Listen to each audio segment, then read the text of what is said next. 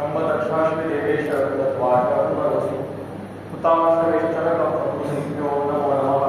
सहस्राक्षं गणाधीशं गुरु च सरस्वती जनकं च नेत्रीं च शास्त्रार्थ प्रणमामि।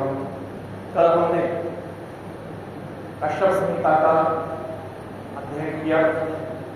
आज हम चरक संहिता का दिन भर उसका अध्ययन करने वाले हैं। We will start with Ayurveda Avtaran, which is described in Charak Samhita. And today's aim is how to understand the meaning between the lines. How to read the Samhita. Read means not only recitation. How to decode the sutras and how we can link from many sthanas. The linkage between sutras of different sthanas and different samhitas. That we will, this is the aim of today's session. And we will see it with some examples. With some examples we will understand how we have to elaborate the sutras. Because for examination, what we do, we only understand the subject, what is important, what is for ECQ, what is for AAQ, and what is for MCQ. And we read these things and we write our paper and we get passed. But that is not the main thing. Degree तो मिल जाती है, पर शास्त्र का अध्ययन और शास्त्र समझना ये बहुत अलग बात है। तो इसलिए आज भी हम थोड़ा इंग्लिश थोड़ा हिंदी ऐसा करते करते हम पूरा विषय संपूर्ण करेंगे। तो yesterday also I asked what is sutra of Ayurveda Avtaran and you answered. जब किसी को भी पूछो कि आयुर्वेदा अवतरण क्या है तो एक ही उत्तर आता है ब्रह्मा स्मृत्वा यशो वेदम प्रजापतिम अजीग्रह सोष्मिनौ तौ सहस्त्राक्षम सौत्रिपुत्राधिकान्वय ते अग्निवेशाधिकास्ते तु पृथक तंत्राणि ते। बराबर। मैंने पूछा ब्रह्मा स्मृत्वा तो वही स्मृत्वा करता कौन? ये शास्त्र निर्माण किसने किया? और ब्रह्मा, दक्ष प्रजापति, इंद्र, अश्विनी कुमार इंद्र, यहां तक इनको इतना समय था कि इतना दीर्घकाल तक जो 5 साल में हम अध्ययन नहीं कर पाते हैं वो उन्होंने ऐसे दे दिया उनको 1 मिनट में। उनके पास ऐसा क्या डिवाइस था कि ये ज्ञान ट्रांसफर होता गया। समझो आज हमारे प्राइम मिनिस्टर है, मोदी जी है, उनके योग शास्त्र का अध्ययन है, उनके पास कुछ विशेष अध्ययन किया है और मैं अगर उनके पास जाऊंगा और कहूंगा कि मुझे आप योग सिखाओ तो मुझे उनको समझ आएगा, मुझे इतना पूरा पातंजल योग सूत्र सिखाना, पूरा योग संहिता सिखाना, फिर मेरे से योग करवा लेना, ऐसे शिष्य भी बनाएंगे तो भी इतना समय उनके पास नहीं है। क्योंकि इंद्र ये भी देवों का राजा था, पंतप्रधान जैसा पद ही है उसका। इंद्र ये पद है, पोस्ट है। Daksha Prajapati also a post. Person can be different in different era but post will be the same. Like in today's era also prime minister is a post, person can be change. तो वो क्या करेंगे? मुझे उनको समय नहीं है, वो क्या करेंगे? मुझे इसेंस बताइए, संक्षेप में बताइए कि आपका अध्ययन कहां तक आया है, ये देख के आगे का बताएंगे, या जहां पे मुझे रुकावट हो गई है वो बता के वो आगे चले। तो ऐसा कुछ हुआ है क्या? तो हम देखते हैं जब भी आप लिटरेचर रिसर्च करने जाओगे या फंडामेंटल रिसर्च करने जाओगे related to Samhitas.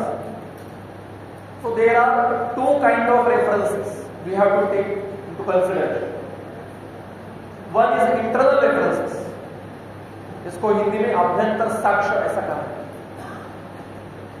और दूसरा होता है एक्सटर्नल रेफरेंसेस, जिसको बाह्य साक्ष्य कहा है।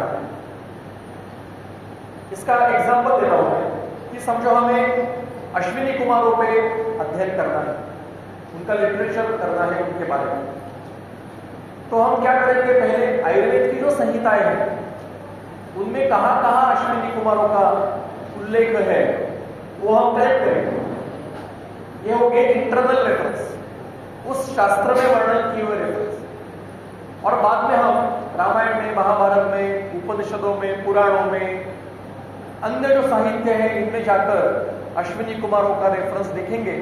ये हो गए बाह्य साक्ष्य। और एक एग्जांपल देता हूं, हमें कोई ड्रग का अध्ययन करना है, जैसे चरक संहिता के विमान स्थान में कृमि चिकित्सा जो 7वां अध्याय है उसमें शैखरी का नाम का द्रव्य है, शैखरी, और उसका अर्थ दिया है विडंग। तो विडंग या अपामार्ग भी उसका मीनिंग होता है, तो दोनों अर्थ दिए हैं। अपामार्ग, आपको अपामार्ग पता होगा, विडंग कल आपको पता नहीं, अपामार्ग शायद पता होगा है ना। सेकंड चरक में अपामार्ग मंडूय नाम का अध्याय है, द्वितीय अध्याय, द्वितीय तृतीय कौन सा अध्याय? तो अपामार्ग नाम का वनस्पति है। अब अपामार्ग के बारे में मुझे लिटरेचर कलेक्ट करना है, तो मैं पहले आयुर्वेदीय संहिता में से, आयुर्वेदीय निघंटुओं से सारा अपामार्ग के रेफरेंस कलेक्ट करूंगा, लिटरेचर रिसर्च। और फिर अपामार्ग के अन्य कहाँ कहाँ संदर्भ है अन्य साहित्य में, वो भी मैं देखने का प्रयास करूं। मैं एक और उदाहरण देता हूं, इंगुदी नाम का द्रव्य है, इंगुदी। ये इंगुदी वनस्पति हमारे सारे आयुर्वेदीय संहिता में वर्णन की है। जो भी शालाक्य के लोग यहाँ बैठे होंगे उनको ये इंगुदी वनस्पति पता होगा। ये कर्णशूल नाशक ऐसी वनस्पति है। कर्णशूल अगर हो रहा है तो उसमें इसका तेल डालते हैं, या व्रणरोपक ऐसी ये वनस्पति है। इसके फल होते हैं, कांटे होते हैं, छोटे क्षूप होते हैं।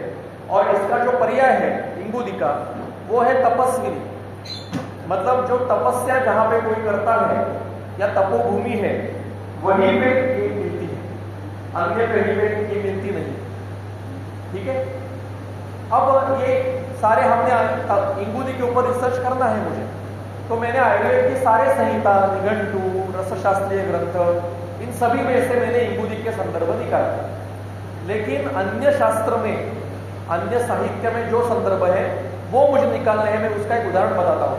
अभिज्ञान शाकुंतल नाम का कालिदास का एक नाटक है, संस्कृत में लिखा हुआ नाटक है, काव्य नहीं है, नाटक है। स्टेज प्ले की तरह उसको उन्होंने लिखा है, दुष्यंत शकुंतला की तरह। उसमें शकुंतला एक दिन उसके आश्रम में, अपने पिताजी के कण्वा आश्रम जो था वहां बैठी थी, और उस दुष्यंत के विचार में खोई हुई।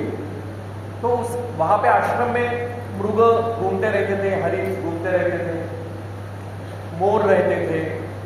तो एक छोटा हरिण का जो बच्चा था वो उसके पास आया और रो रहा था, आवाज कर रहा था। उसने देखा तो उसके मुंह में कांटे भरे हुए। उस हरिण पता होगा ना आपको, हरिण पता है ना, प्राणी। तो उसके मुंह में कांटे भरे हुए, तो उसने वो कांटे निकाले और वहां पे इंगुदी तेल का प्रतिसारण कर दिए। कालिदास ने लिखा है, मतलब इंगुदी तेल व्रणरोपक है, इसका ये बाह्य साक्ष्य है, बाहर का रेफरेंस है, आयुर्वेद में नहीं।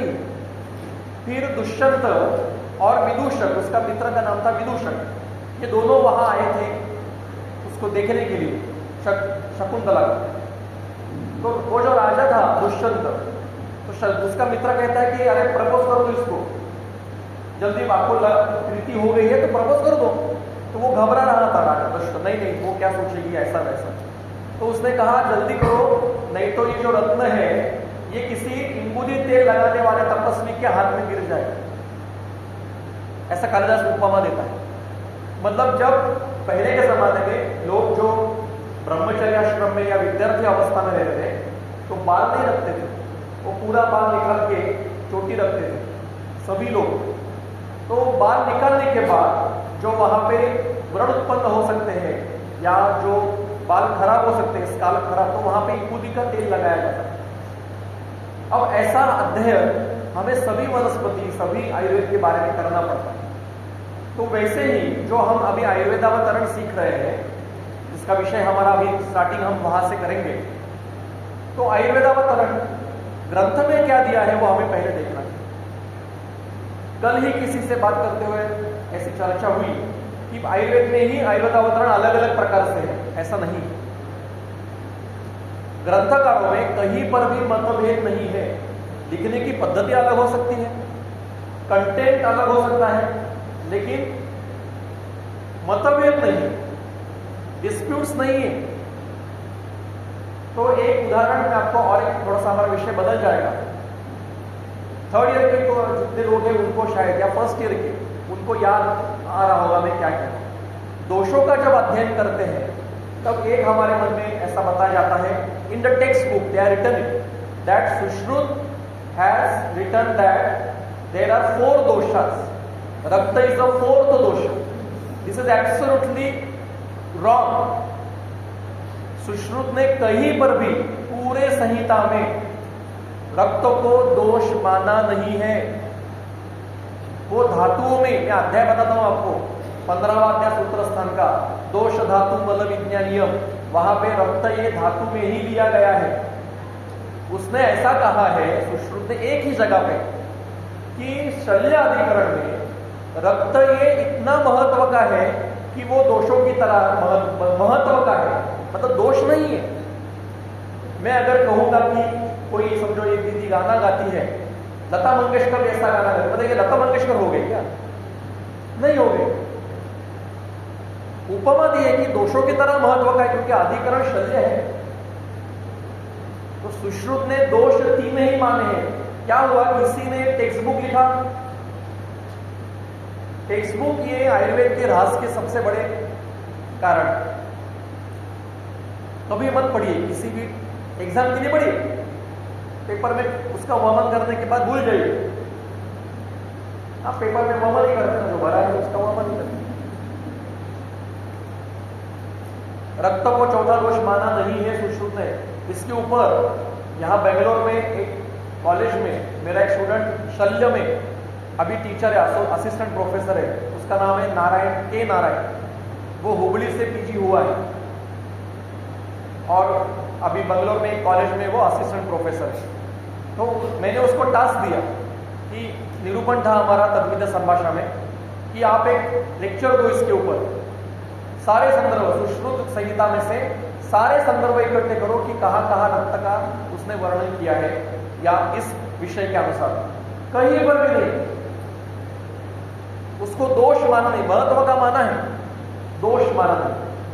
ऐसी विकृति वाचक चीजें हमारी इसमें अभी शुरू हो गई है। सुश्रुत ने चौथा दोष माना है, तो सुश्रुत ने 3 ही दोष माने, कोई डिस्प्यूट नहीं है दोनों में। कई बार संख्या में भेद हो सकता है, विशेषता शालाक्य में होता है। शालाक्य का अध्ययन करते हुए लास्ट टर्म में तो ऐसा होता है कि संख्या ही जान लेती है, ऐसा लगता है। अगर हम भी उसमें से गए हैं, ऐसा लगता है कि यार ये सब इकट्ठे बैठ के लिखते संहिता तो कितना अच्छा होता है ना। कराल नाम का व्याधि वाग्भट किसी दंतगत में कहता है, कोई दंतमूलगत कहता है, कोई तालुगत कहता है, और हमें सब याद करना है। और एमसीक्यू पे आते हैं, कराल ये व्याधि वाग्भट के अनुसार कौन से। अब इस प्रश्न का मेरे जीवन में कोई संबंध नहीं, व्यवहार में आगे कभी वो कराल कौन था वो कभी आया है, और उस समय तकलीफ देके गए ये सारे लोग। तालु कुक्कुट, दंत कुक्कुट, जो भी शालाक्य पढ़ रहे हैं उनको पता होगा। स्पेशली शालाक्य में ये प्रॉब्लम, संख्या में बहुत मतभेद है। लेकिन एक बात समझनी चाहिए, मैंने एक रील भी देखा था, मजाक उड़ाता हुआ कि चरक सुश्रुत वाग्भट इकट्ठे बैठ के बनाते संहिता तो हमारे लिए कितना आसान होता। पर ये हम भूलते हैं कि इन सभी में 3-3 हजार वर्षों का अंतर है। आज समझो गांधी जी ने अहिंसा पर कोई ग्रंथ लिखा है, और मैं भी अभी लिखूंगा अहिंसा पे ग्रंथ, तो हम दोनों का कंटेंट अलग होगा। उन्होंने दी हुई उदाहरण उस काल के अनुसार ठीक है, मैं आज के उदाहरण कुछ दूंगा, लेकिन अहिंसा का जो मूल तत्व है उसके बारे में मतभेद नहीं होंगे हमारे बीच में। सही बात है क्या? तो वैसे ही संहिताकारों ने, अभी आज से दिमाग से निकाल दीजिए कि संहिताओं में डिस्प्यूट्स है, संहिताकारों में मतभेद है, संख्या में भेद हो सकता है, वर्णन करने की पद्धति में फर्क हो सकता है, कंटेंट में फर्क हो सकता है, लेकिन सिद्धांतों में कहीं फर्क नहीं है। एंड वो भी जो डिफरेंशिएशन है वो भी because of period, time period, इसके कारण। मेरा पीएचडी का विषय था चरक संहिता के विमान स्थान के 4 टीकाकार है, उनका कंपैरेटिव स्टडी, 1000 पेज का थीसिस हुआ है। और उसमें एक 11th सेंचुरी के चक्रपाणी है, 18th सेंचुरी के गंगाधर है, 19th सेंचुरी के योगेंद्रनाथ सेन है और 20th सेंचुरी के, मतलब 100 200 वर्षों का, और चक्रपाणी गंगाधर में तो 700-800 वर्षों का अंदर है। इतने वर्षों में फर्क नहीं होगा? बिल्कुल होता है। शब्दों के प्रयोग में फर्क है, अर्थों में प्रयोग फर्क है, लेकिन सिद्धांतों में फर्क नहीं। वायु शीत ही है, पित्त उष्ण ही है। ये बहुत यहां से फिक्स करके रखो। और जो भी बोलेंगे ना आपको कि कितना आयुर्वेद में डिफरेंशिएशन है, पहले एक कान के नीचे लगाने का, फिर बात करते। आपको कुछ पता नहीं, आयुर्वेद के ऊपर कोई भी आरोप करेगा नहीं सुनने का, कतई नहीं सुनने। अध्ययन करो बोलने का। आपने कितना अध्ययन किया, आप कितने पेशेंट देखते हो, फिर बोलो। तो आयुर्वेदावतरण जो हमारा विषय चल रहा है, उसमें कहीं पर भी संहिताकारों में मतभेद नहीं है। अपनी अपनी परंपरा का आयुर्वेद ये लिखा है, पहली जो परंपरा है वो सबकी एक ही। अब हम देखते हैं आयुर्वेदावतरण कैसे हुआ, क्या हुआ। निकालिए, अभी आपके सबके सामने चरक है, नहीं होगा तो दोनों में एक देख के देखो। और अभी हम देखेंगे कि इधर से उधर लिंक्स कैसे डालनी है और कैसे उसका विचार करना है। पहला ही अध्याय, सूत्र नंबर है 6, चरक संहिता सूत्र स्थान अध्याय 1, सूत्र नंबर 6 निकाला। सूत्र है विघ्नभूता यदा रोगः प्रादुर्भूता शरीरिणां तप उपवास अध्ययन ब्रह्मचर्य व्रतायुषां तदा भूतेषु अनुक्रोशम पुरस्कृत्य महर्षयः समेतः पुण्यकर्मणः पार्श्वे हिमवता शुभे। अब क्या कह रहे हैं कि यदा, अब इसका वाक्य का अन्वय कैसे लगाना है।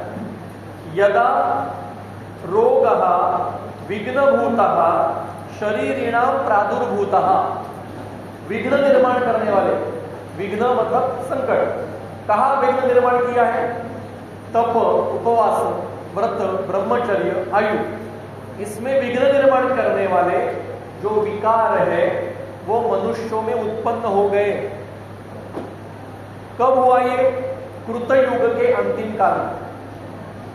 अभी चल रहा है कलयुग, उसके पहले था द्वापर युग, उसके पहले था त्रेता युग।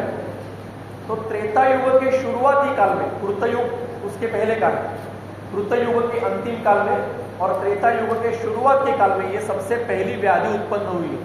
रेफरेंस कहाँ है आपके पास? संपूर्ण चरक है, संपूर्ण चरक है ना पूरा, या केवल पूर्वार्ध लाया है?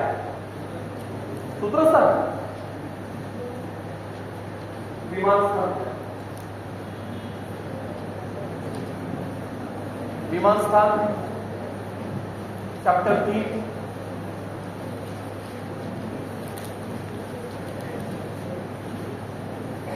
जनपद उद्वंस नाम का अध्याय है। सूत्र नंबर 24, इसको बैठ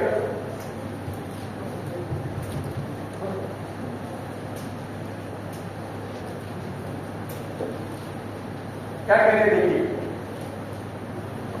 आदि काले मतलब कृतयुग में, सत्य युग में सभी व्यक्ति कैसे थे? देवतुल्य थे, अदिति सुत तुल्य। सूत्र देखिए पीछे। और वहां पे बिल्कुल व्याधि नहीं थी, ठीक है। उसके बाद में बीच में चलिए, कृतयुग से आदौ यहां होगा बृहस्पति 1 2 3 4 5 6 लाइन। बृहस्पति तो कृतयुगे, जब पहला युग खत्म होने को आया था तब सबसे पहले केशांचित अत्यादानात संपन्निकानाम सत्वानाम शरीर गौरवम आसीत, और वहां से व्याधि होना शुरू हो गई। सत्ययुग में व्याधि नहीं थी, उसके अंतिम काल में व्याधि की संप्राप्ति शुरू हो गई। तो उस समय फिर से हमारे सूत्र में आइए, सूत्र समय आपके सामने आइए कि ऐसे रोग निर्माण हुए। अब ये रोग आज तक नहीं थे, अब निर्माण हुए। अब इनका नाश कैसे किया जाए? वो तप में, उपवास में, ब्रह्मचर्य में, व्रत में, आयु जो उस समय का उनकी दिनचर्या थी, उसमें उस विघ्न के कारण विघ्न उत्पन्न हो रहे हैं। आरोग्य होगा तो ही कर सकते हैं हम ये सब, अदरवाइज नहीं कर सकते। सो उसके लिए उस समय के महर्षयाः, संस्कृत फर्स्ट ईयर, चलो बताओ महर्षि शब्द है, इसकी कौन सी विभक्ति है?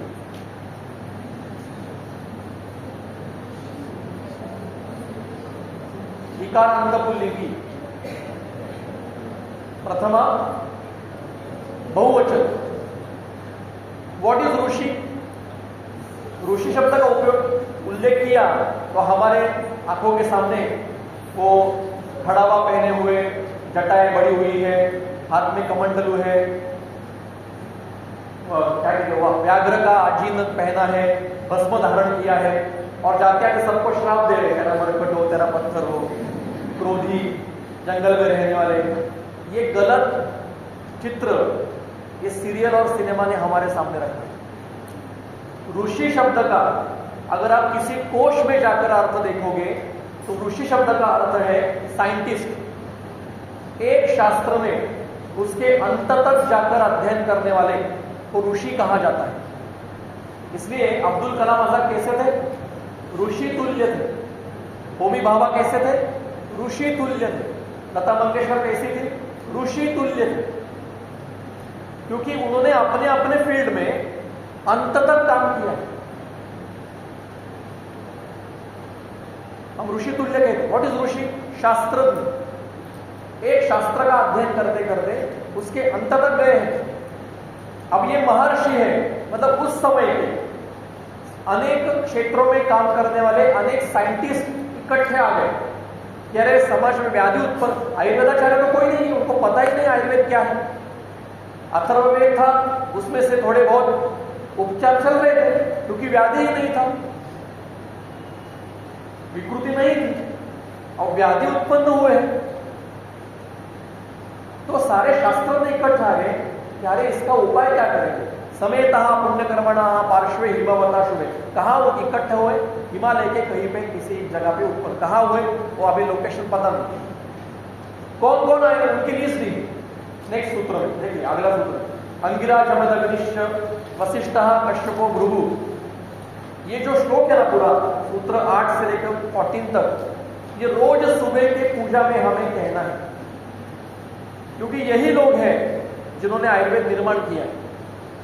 ये सारे उस शास्त्रज्ञ उस समय के अंगिरा, जमदग्नि, भारत में जो पूर्ण कृषि एग्रीकल्चर जो भी रिसर्च हुआ है वो जमदग्नि के कारण है। आज भी जमदग्नि को एग्रीकल्चर का फादर कहा जाता है। जाके सर्च करिए। प्राचीन काल में कृषि निर्मिति जो की है वो जमदग्नि का है। अंगिरा, ये अंगिरसी चिकित्सा के प्रणेता थे। मतलब वनस्पति से सत्व निकालकर, अर्क निकालकर उसकी चिकित्सा करते थे, लेकिन उनको तत्व नहीं पता था। आयुर्वेद निर्माण ही नहीं हुआ है। अथर्ववेद में 4 प्रकार की चिकित्सा का वर्णन है। अथर्वणी, अंगिरसी, दैवी और मनुष्यजात। ये 4 चिकित्साओं का उल्लेख अथर्ववेद में। उसमें से अंगिरसी चिकित्सा जो है वो ये अंगिरा ऋषि करते थे। ऐसे सभी का नाम है, वशिष्ठः, कश्यपो, भृगु, आत्रेय, गौतमा, सांख्या, ऐसे बड़ी लिस्ट है। ये सारे इकट्ठे हुए और उन्होंने क्या किया? देखिए सूत्र 17 देखिए, 17 नंबर सूत्र इसी अध्याय में। कहा स्यात् तेषां शमोपायः। रोग उत्पन्न हुए हैं, डिसीज स्टेट उत्पन्न हुई है, उसका उपाय क्या है? कहा स्यात् तेषां शमोपायः इति उक्त्वा ध्यानमास्थितः। अब ये ध्यानमास्थितः उल्लेख किया तो हमारे मन में क्या आता है? 100-150 लोग बैठे हैं, ध्यान लगा कर बैठे। यहां ध्यान का अर्थ मेडिटेशन नहीं है। ध्यान का अर्थ यहां पे वो विचार करने लगे कि इसका उपाय किसके पास हो। सोचने लगे कि ये व्याधि का शमन कौन करेगा। ध्यान में नहीं बैठे वो ऐसे, वो एक दूसरे के सारे बड़े बड़े साइंटिस्ट हैं, वो इकट्ठे आए और उन्होंने विचार करना शुरू कर दिया कि व्याधि समाज में दिख रही है, कहां से शम शमोपाय, इसका शमन का उपाय क्या है, ये हमें बता, ये हमें ढूंढना है। पूरा समाज विकृत हो चुका है व्याधियों से, इसका शमन का उपाय क्या करें, कौन देगा। उनको उस थॉट प्रोसेस में, चर्चा में, चिंतन में क्या पता चला, अथ ते शरणम शक्रम, शक्र मतलब इंद्र, इंद्र के पास इसका उपाय है। इंद्र ये ऐसी एक विद्या जानता है जिससे मनुष्य में उत्पन्न होने वाले व्याधि नष्ट होते हैं। नाम नहीं पता उनको आयुर्वेद या चिकित्सा शास्त्र पता नहीं है, कोई उपाय है, कोई मार्ग है उनके पास, इंद्र के पास। इंद्र कौन है, प्राइम मिनिस्टर उस समय, राजा है देवों का। फिर क्या हुआ, कौन जाएगा उनके पास, तो खुद होके बोले भरद्वाज मैं जाऊंगा। क्या कह रहे, कह सहस्त्राक्ष भवनम गच्छेत, सहस्त्राक्ष के भवन में कौन जाएगा। अब देखिए इंद्र के कई अर्थ दिए हैं उन्होंने शब्दों के, शक्र दिया है, सहस्त्राक्ष दिया है। अब सहस्त्राक्ष मतलब जिसके 1000 आंखें हैं, राजा को 1000 आंखें होनी पड़ती। समझो कहीं पे डिजास्टर हो गया भारत में, तो मोदी खुद जाके करते हैं क्या वहां पे काम, उनके व्यक्तिगत है। पहले वो गवर्नमेंट, सेंट्रल गवर्नमेंट से आदेश देंगे, फिर वो जो रिलेटेड मंत्रालय है वो वहां जाएगा आदेश, वहां से स्टेट गवर्नमेंट को आएगा, स्टेट गवर्नमेंट डिस्ट्रिक्ट लेवल पे जाएगा, डिस्ट्रिक्ट लेवल तहसील प्रेस पे आएगा, और सारे लोग वहां पे आके काम करेंगे। पर ऑर्डर किसकी होगी, प्राइम मिनिस्टर की। इसको सहस्त्राक्ष कहते, अक्ष मतलब साधन, हजारों साधनों से वो जो है उसको मिलना कठिन है। 10-12 लोगों को पहले मिल के जाना पड़ेगा, आसान नहीं है जाना इंद्र को मिलने के लिए। और प्रष्टुम शचीपति, शचीपति बोला है क्यों, अगर आपको किसी व्यक्ति से काम करवाना है कभी कभी, तो पहले माताजी के पास जाना पड़ता है कि माताजी जरा गुरु जी को बोलो, समझाओ जरा उनको, हमारे ऊपर बताए पढ़ाए। तो माताजी बोल देंगे कि गुरु को सुनना ही पड़ेगा, माताजी का, गुरु माँ का, वाइफ का सुनना ही पड़ता है ना, नहीं सुनेंगे तो खाना नहीं मिलेगा। तो इंद्र को पटाने के लिए कि सिखाइए, ये पहले शची के पास गए, शची इंद्र की पत्नी, कि हमें देखो समाज में ऐसे व्याधि उत्पन्न हुए।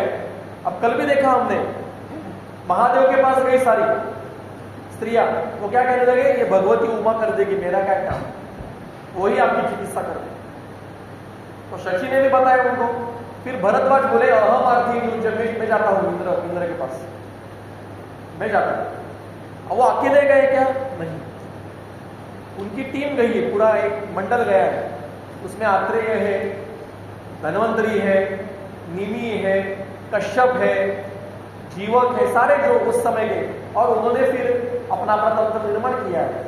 पूरी एक कमेटी, उनके हेड है भरद्वाज। भरद्वाज जी का आश्रम कहाँ है पता है आपको, प्रयागराज में, इलाहाबाद आज भी है। वहां भारत का पहला विमान निर्माण किया गया है, विमान विद्या के प्रणेता थे भरद्वाज, बाद में वो आयुर्वेदाचार्य हो गए, पहले वो विमान बना था। पुष्पक विमान था ना रावण के काल में, उसके पहले भी बहुत सारे विमान थे, अभी इसरो काम कर रहा है उसके। तो वो गए, सब जाने के बाद उन्होंने इंद्र को सारी परिस्थिति बताई, बाकी बीच के श्लोक में नहीं लूंगा, समय कम है यहाँ पर। सारी परिस्थिति बताई कि ऐसा ऐसा समाज में व्याधि उत्पन्न हुए हैं, हमें पता चला कि आपने अश्विनी कुमारों से ये सीखा है चिकित्सा शास्त्र, तो हमें बताओ। अब ये जो श्लोक है 23,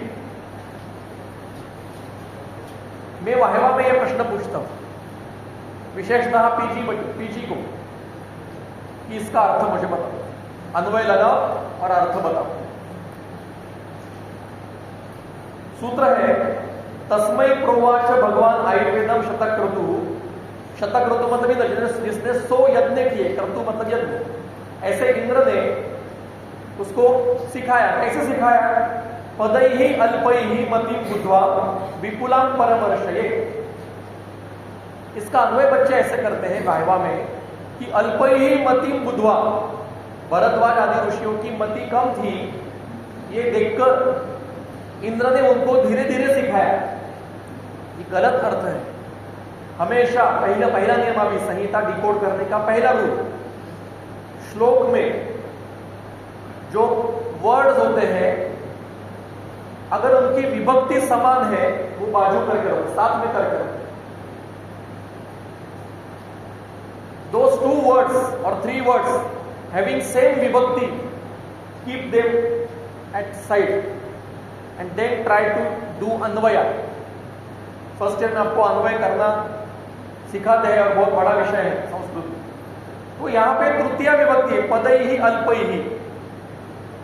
तो अल्पैहि ये विशेषण मति का नहीं है, पद का है। अल्पैहि पदैहि और मति विपुला, विपुल बुद्धि है उनकी। शास्त्रज्ञ है, साइंटिस्ट है, अलग अलग फील्ड के ऐसे होशियार लोग वहां पे आए हैं। इनकी विपुल बुद्धि देखकर इंद्र ने उनको संक्षेप में बताया है। बाकी उनको पता ही है, पूरी संहिता नहीं पढ़ाई।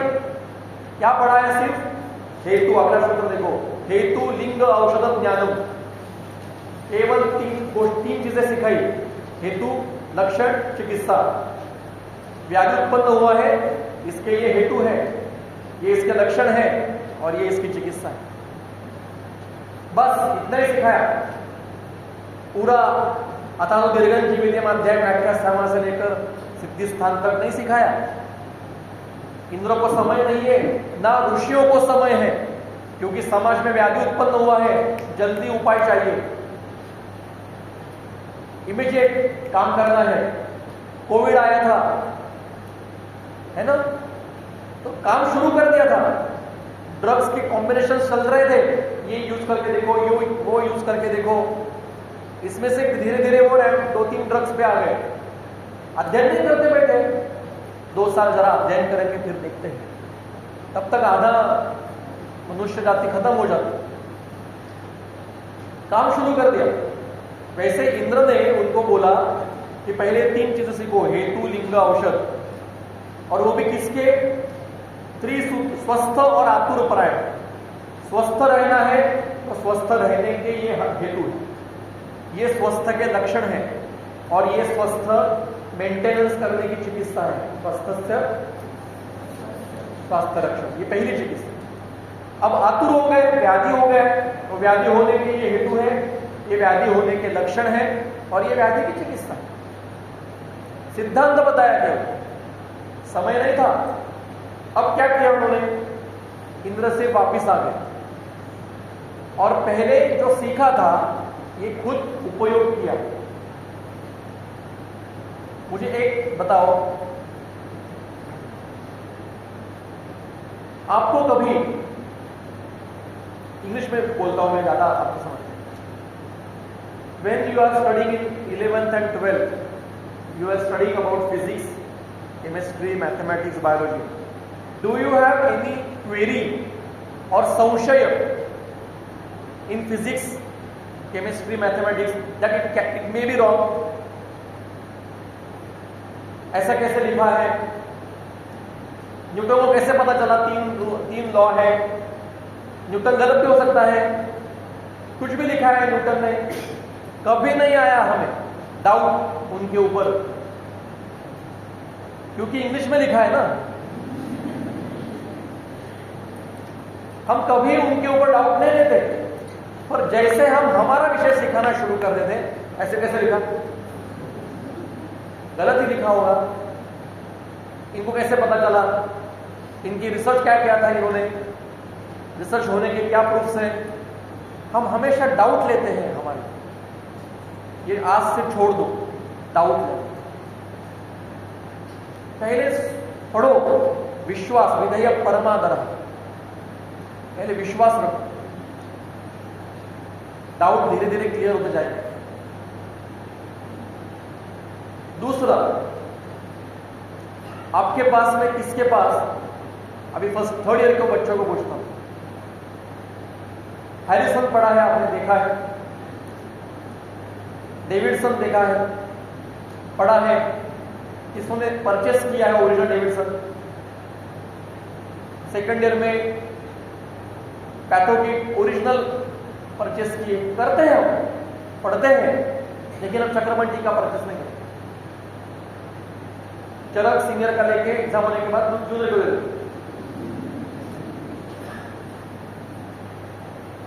क्योंकि किसी ने हमें उसकी उपयुक्तता बताई नहीं।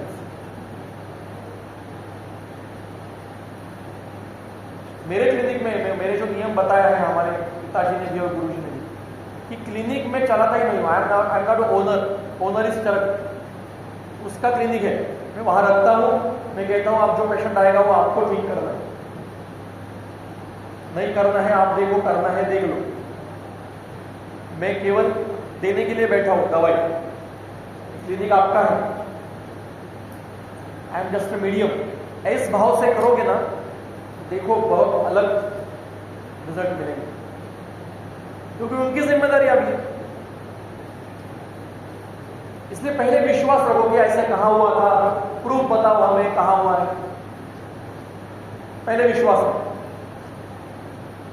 और भरद्वाज जी ने भी पहले विश्वास रखा इंद्र पर, पहले खुद उसका अवलंब किया। आज हमारे वैद्य खुद पंचकर्म नहीं करवा, शोधन नहीं करवा, हमारे वैद्य दिनचर्या फॉलो नहीं करते, हमारे वैद्य आहार का फॉलो नहीं करते। कभी कभी किया ठीक है, कभी कभी हेतु भी सेवन करने चाहिए, लेकिन रोज व्यायाम नित्य दिनचर्या में बताया, हम नहीं करते। मतलब हमारा हमारे शास्त्र पर कितना विश्वास है। फर्स्ट ईयर में वाग्भट बताता है ब्राह्मण मुहूर्त उत्तिष्ठ, कितने बच्चे उठते ब्राह्मण मुहूर्त में?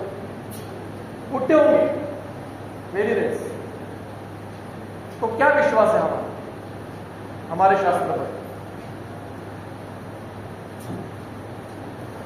तो भरद्वाज जी ने इंद्र पर विश्वास रख के पहले खुद अवलंबन किया। क्या किया देखो, तेन आयु अमितम, पहले खुद स्वास्थ्य प्राप्त कर लिया भरद्वाज और कमिटी जो थी उनकी, ऋषिभ्य, और फिर क्या क्या उन्होंने सभी को सिखाया। ऋषिभ्य अनधिकम, मतलब ज्यादा अपने मन का बढ़ा के भी नहीं बताया, और अनवशेषम, कुछ छुपाया भी नहीं। अब सबसे महत्व के श्लोक यहां पे देखिए 17 में शब्द था ददृशु, इसको अंडरलाइन करके रखो, ददृशु ध्यान चक्षुषा। उनको इंद्र के पास ये उपाय है, ये ध्यान चक्षु से पता चला है। ध्यान चक्षु मतलब मेडिटेशन में बैठे आंखें बंद करके और उनको दिखा इंद्र के पास है, ऐसा अर्थ नहीं है। चक्षु का अर्थ यहाँ पे आंखें नहीं है, चक्षु का अर्थ साधन है। देखिए टीका में, टीका होगी यहां से, जिनके पास टीका नहीं है वो लिख लो। चक्षु का अर्थ है उपलब्धि साधन, उपलब्धि साधन या उपलब्धि कारण, इसको चक्षु कहते हैं। मीडियम, व्हीकल, तो ध्यान मतलब चर्चा सत्रों से, चिंतन से उनको ये पता चला है। अब आगे चलते हैं, श्लोक 27-28। ऐसा आयुर्वेद सिखाना चाहिए। अब क्योंकि आगे का विषय बहुत महत्व का है, क्या किया उन्होंने कि भरद्वाज से इंद्र के पास जाके भरद्वाज जी जो सीख के आए वो इन सभी ऋषि मुनियों ने सीख लिया। सारे साइंटिस्ट हैं, उन्होंने वो सीख लिया, हेतु लिंग औषध ज्ञानम सीख लिया। और क्या किया देखियो, महर्षयाः प्रथमा बहुवचन है, कर्ता है, कर्ता नेमी हमेशा प्रथमा में होता है, कारक प्रकरण कर्ता प्रथमा में होता है। तो महर्षयाः ते ददृशुः यथावत् ज्ञान चक्षुषा, अंडरलाइन करके रखो। वहां क्या था? ध्यान चक्षु था, यहां क्या है? ज्ञान चक्षु है। ज्ञान चक्षु से उन्होंने क्या किया? सामान्यम च विशेषम च गुणान द्रव्याणि कर्म च समवायम च तद ज्ञात्वा तंत्रोक्तम विधि आस्थिताः। अब किसी भी श्लोक का जब अर्थ लगाना है, दूसरा नियम, तो उसमें पहले कर्ता ढूंढो और क्रियापद ढूंढो। क्रियापद मतलब मैं वाक्य बोल रहा हूं कि अहम अत्र व्याख्यानम ददामि, इसका मैंने उल्टा करके लिखा है व्याख्यानम ददामि अत्र अहम, पद्य में चलेगा ही, ठीक है। अब आपको अन्वय करना है तो क्या करोगे इस वाक्य में? ददामि क्रियापद है और अहम कर्ता है, ये दोनों मैच हो रहे हैं। जब क्रियापद कर्ता की तरह चलता है तो वो कर्तरी प्रयोग होता है, और जब क्रियापद कर्म की तरह चलता है उसको कर्मणि, संस्कृत के टीचर आपको बाद में आराम से समझा देंगे कि कर्तरी प्रयोग क्या है और कर्मणि प्रयोग क्या है, उसका क्या फर्क है। तो यहां पे महर्षयाः ये कर्ता है और आस्थिताः आस्थिताः ये क्रियापद है, तो ये मैच हो रहे हैं। महर्षयाः आस्थिता, व्हाट इज आस्थिताः? आस्थितः आ उपसर्ग स्था धातु, इसका स्थित प्रेजेंट कंटिन्यूस टेंस। इसका अर्थ है they reached there goal, they achieve their गोल। उनका गोल क्या था? व्याधि शमन करना, समाज में जो व्याधि उत्पन्न हुए हैं उसका उपाय ढूंढना और व्याधि शमन करना उनका गोल था, एम था। तो दे अचीव देयर गोल, कैसे? तंत्रोक्तम विधि, इस तंत्र में आगे, तंत्र में शास्त्र जो विधि लिखे हैं, विधि मतलब दिनचर्या विधि, दंतधावक विधि, स्नान विधि, निद्रा विधि, ठीक है, मद्यपान विधि, सभी विधि है ना सारे। जोहर चिकित्सा का विधि है, आहार विधि विधान है, अष्टो आहार विधि विशेषायतन है। विधि मतलब आपको कुछ एक नियम बताना कि दांत कैसे घासने साफ करने हैं, स्नान कैसे करना है, व्यायाम कैसे करना है, निद्रा कैसे लेनी है, कब लेनी है, इसके रूल्स बनाए इन्होंने इस तंत्र में लिखने के लिए। किन्होंने बनाए? ब्रह्मा ने नहीं बनाए हैं, महर्षयाः, इन साइंटिस्ट लोगों ने बनाए हैं, अंगिरा जमदग्नि वगैरह वगैरह इन्होंने बनाए हैं अभ्यास करके। पहले तो उन्होंने व्याधि शमन कर लिया समाज में, अब उसका अध्ययन करने लगे, शास्त्र का अध्ययन किया। कैसे किया? ज्ञान चक्षुषा। अब ध्यान में नहीं आया आयुर्वेद, ऐसा नहीं हुआ था कि अग्निवेश सोए थे, आत्रेय सपने में आए, उठ वत्स, आपको संहिता दिख रही है, ये निद्रा से उठे, अथावोदृगण की विधि में अध्याय में व्याख्या समझना शुरू, ऐसा नहीं हुआ है। या वो गए आत्रेय जी के पास, उन्होंने सिर पे हाथ रखा, ऐसा एक प्रकाश यहां से वहां चला गया है कि नहीं, रेज ऑफ ज्ञान चले गए और उनकी आंखें खुली, उनको त्रिकाल ज्ञान प्राप्त हुआ अग्निवेश को, और उन्होंने लिखना शुरू कर दिया अथावोदृगण। ऐसा नहीं हुआ है, ये जनरेशंस का काम है, एक व्यक्ति का काम नहीं है। और ये सारे साइंटिस्ट लोगों ने किया है, ऋषियों ने किया है, अलग अलग फील्ड के साइंटिस्ट थे ये, इन्होंने रिसर्च किए। कैसे किए? ज्ञान चक्षुषा। व्हाट इज ज्ञान चक्षु? चलो अब विमान स्थान में 8वां अध्याय, विमान 8th चैप्टर, रोग विषय द्वितीय, श्लोक नंबर 33। सिद्धांत की व्याख्या क्या है? सिद्धांत कौन बताएगा? 37 निकालोगे। व्हाट इज सिद्धांत? कौन बताएगा मुझे? चरकोक्त व्याख्या क्या है सिद्धांत की?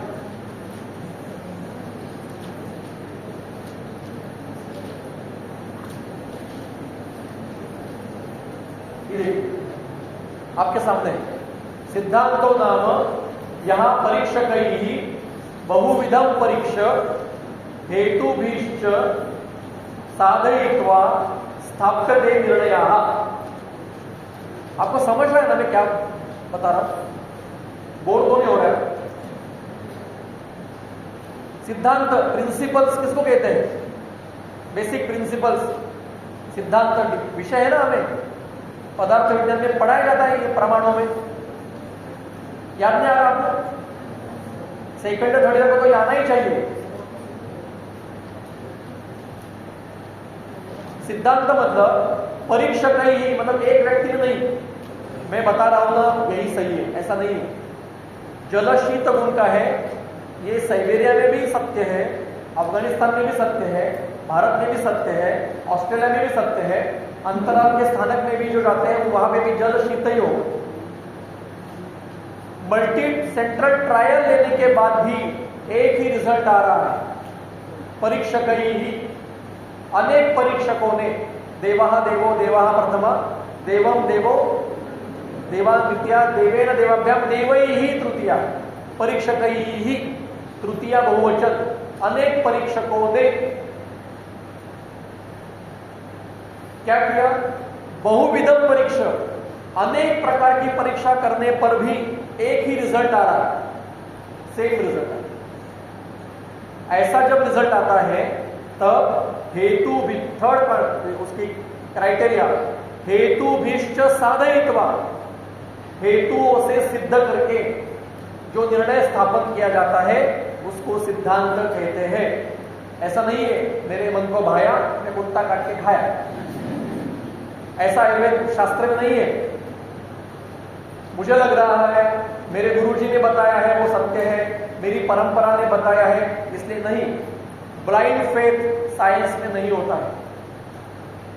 साइंस में एक तो आप रिजल्ट दिखाओ और प्रूफ दो। आयुर्वेदिक साइंस है, it is not a traditional medicine, no not at all. Ayurveda is not merely a traditional medicine, no. It is not a herbal medicine, no. It is a pure science, well researched, well established science it is. It is having its own methodology, its own criteria, its own research protocol. You will see what are the research protocol of Ayurveda. It is science, it is not a traditional medicine, no. आज के बाद ये बोलना नहीं है Ayurveda traditional medicine है। It's totally, हम आयुर्वेद को डाइल्यूट कर रहे हैं, कहकर अंडर एस्टिमेट कर रहे हैं। इट्स अ प्योर साइंस, उपवेद है ये। वेद मतलब साइंस, प्योर साइंस को वेद के।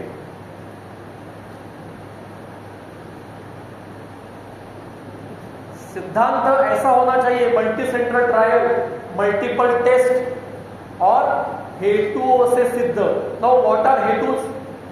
33 नंबर, एक पेज पीछे चलिए, उसी अध्याय में 33 नंबर का श्लोक है। हेतु, हेतु मतलब क्या है? आगे बढ़ा दो। हेतु इसका अर्थ है एवि हेतु भी ही यद उपलभ्यते तत्तत्वम, तत्व मतलब ज्ञान। हेतुओं से जो प्राप्त होता है उसको ज्ञान कहते हैं। वो कौन है? प्रत्यक्षम, अनुमानम, ऐतिह्यम, औपम्यम, प्रमाण है। अभी मैं जो बोल रहा हूं आप सुन रहे हो, आपको समझ रहा है, किसके कारण सा हो रहा है? क्योंकि आपके इंद्रिय प्रत्यक्ष मुझे देख रहे हैं, आपके इंद्रिय प्रत्यक्ष आप मुझे सुन रहे हैं, इसके कारण ये आपको प्रत्यक्ष ज्ञान हो रहा है, ये प्रत्यक्ष है। लेकिन ये जो वॉल है इसके पीछे कुछ तो है, ये का यहाँ एंड हो रहा है, दुनिया का अंत है, यहाँ पे यहाँ दुनिया अंत हो रहा है, वर्ल्ड इज एंडिंग हियर। अगर कोई कहेगा चार्वाक कि जो प्रत्यक्ष है वही सत्य है, तो मैं कहूंगा इस वॉल के पीछे मुझे दिख नहीं रहा है तो दुनिया यहीं तक है। It is incorrect, it is wrong, क्योंकि उसके पीछे कुछ तो है, मुझे दिख नहीं रहा है, मेरी गलती है, it's my fault, not the science. जब मेरी इंद्रियों की क्षमता बढ़ाऊंगा मैं, तो मुझे इसके आगे का दिखाई देना शुरू हो जाए। प्रमाण है, अनुमान प्रमाण है, या मैं जाके देख के आऊंगा। अनुमान प्रमाण से या प्रत्यक्ष से, या कोई मुझे बताएगा या ऐसा ऐसा रूम है, आप्तोपदेश प्रमाण है, या युक्ति है कि यहाँ एक तो कॉलेज की बिल्डिंग का एंड है या कुछ तो रूम होगी, युक्ति प्रमाण है। हम सारे हमारे जीवन में जो भी ज्ञान प्राप्त करते हैं वो आइदर और इन्हीं प्रमाणों से ही होता है। हर चीज में प्रमाण, ये प्रत्यक्ष सिखाने की, ये क्लासरूम में सिखाने की बात नहीं है। आपके श्रोतेंद्रिय मुझे सुन रहे हैं, ये प्रत्यक्ष सन्निकर्ष है। शब्द का सन्निकर्ष कौन सा है बताओ, चलो फर्स्ट ईयर हुआ है क्या? प्रत्यक्ष प्रमाण सीख के हुआ है? तो शब्द का सन्निकर्ष कौन सा है? संयोग सन्निकर्ष है या समवाय सन्निकर्ष है? भूल गए? पदार्थ विज्ञान ये टोटल प्रैक्टिकल विषय है, थ्योरेटिकल नहीं है, तो प्रैक्टिकली सिखाना चाहिए। तो प्रमाणों से सिद्ध किया है। अब हेतु भी साधित हुआ, मतलब समझो हमने कुछ रिसर्च किए, उसके लिए हमें प्रमाण चाहिए तो ही उसको सिद्धांत कह सकते हैं, अदरवाइज सिद्धांत नहीं कहेंगे उसको। बात समझा? प्रत्यक्ष प्रमाण से सिद्ध होना चाहिए, अनुमान से होना चाहिए, युक्ति से होना चाहिए। अब मॉडर्न रिसर्च वही कह रहा है। मॉडर्न रिसर्च की लैंग्वेज थोड़ी शब्द अलग है, कहना वही है उनको।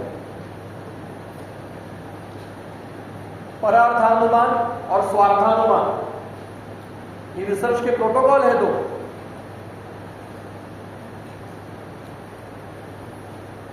अब सिद्धांत होने के लिए प्रमाण चाहिए। अब ये ज्ञान चक्षु क्या है, उसकी टीका पढ़ो, फर्स्ट पहले अध्याय। फिर से हमारे सूत्र पे आते हैं। ज्ञान चक्षुषा क्या है? ज्ञान चक्षु, उसकी टीका है ज्ञानार्थम ज्ञान रूपम व चक्षु। ज्ञान प्राप्ति करने के जो साधन है उसको कहते हैं ज्ञान चक्षु। मतलब कौन? प्रत्यक्ष, अनुमान, औपम्य, ऐतीय आदि प्रमाण। तो ये जो ऋषि थे, इन्होंने इस तंत्र में जो भी विषय या विधियां निर्माण की, वो कैसे निर्माण की है? प्रमाणों से निर्माण की। ध्यान में नहीं आया है आयुर्वेद, ये काम करते गए, योग कल्पों का, द्रव्यों का परम्यूटेशंस, कॉम्बिनेशंस करते गए। सूत्रशेखर वटी कैसे निर्माण हुई है? सपने में आई थी, सपने में मिलती है। सूत्रशेखर वटी मुझे सपने में मिली, ऐसा लिखा था उन्होंने। सूत्रशेखर निर्माण कैसे हुआ? सीतोपाल चूड़ा कैसे पता चला उनको? ये कॉम्बिनेशंस परम्यूटेशन करते गए हैं। उपशय मिला, आगे चलो, नहीं मिला, द्रव्य बदलो, ऐसे करते करते कल्प निर्माण हुए हैं। ये एक व्यक्ति का काम नहीं हो सकता। अग्निवेश ने केवल डॉक्यूमेंटेशन किया है, उसके प्रीवियस जनरेशंस ने काम किया है। ये केवल डॉक्यूमेंटेशन है, कलेक्शन है, संहिता। ये एक व्यक्ति का काम नहीं है, बिल्कुल नहीं। और प्रमाणों में उन्होंने क्या क्या देखा? सामान्य क्या है? सामान्यम च, सूत्र देखो, सामान्य। सामान्य मतलब मेरे शरीर में और सृष्टि में क्या समान है। समझो कोई धातु क्षय हो रहा है, तो मुझे सृष्टि में से क्या लेना चाहिए? रक्त क्षय हो रहा है तो मैं क्या लूं? ये सामान्य पता होना चाहिए मुझे। हम इजीली कहते हैं ना कि ब्रेन टॉनिक चाहिए, अखरोट खाओ। क्यों? अखरोट का स्वरूप ब्रेन की तरह है। बाल झड़ रहे हैं, कौन सा तेल लगाओ? वट चटानी तेल लगाओ। क्यों? क्योंकि वट की जो शाखाएं होती है वो बड़ी लंबी होती है, वैसे आपके बाल लंबे हो जाएंगे। ऐसे हर चीज में है। मांस खाना है तो मांस खाओ, मांस बढ़ाना है मांस खाओ। मांस खाते नहीं हो, उड़द खाओ, माश खाओ, मांस बढ़ाएगा। अश्वगंधा छोड़ दो। उनको कैसे पता चला? इनको कैसे पता चला कि गुरुजी ज्वरग्न है? कुछ तो रिसर्च प्रोटोकॉल होगा उनका, या सपने में आया था? ध्यान में आया था? नहीं। इन्होंने सृष्टि के हर द्रव्य का एनालिसिस किया एक जनरेशन में। जो भी वनस्पति मिली, जो भी प्राणी मिला, उसके टेस्ट लिए, पेशेंट में देखे, नहीं देखे बदल दिए, रिजल्ट नहीं आया बदल दिया कि नहीं कर रहा है काम। रसों का, हर वनस्पति के रसों का एनालिसिस कैसे किया इन्होंने कि गड़ुची, मधुरा, तिक्ता, स्वादु, पाका, रसायनी, ये कंठस्थ करने के लिए भी हमें तकलीफ होती है। इन्होंने श्लोक रचा कैसे होगा? सपने में आया था, इनको गुरुजी ने बताया मेरा ये गुणधर्म है।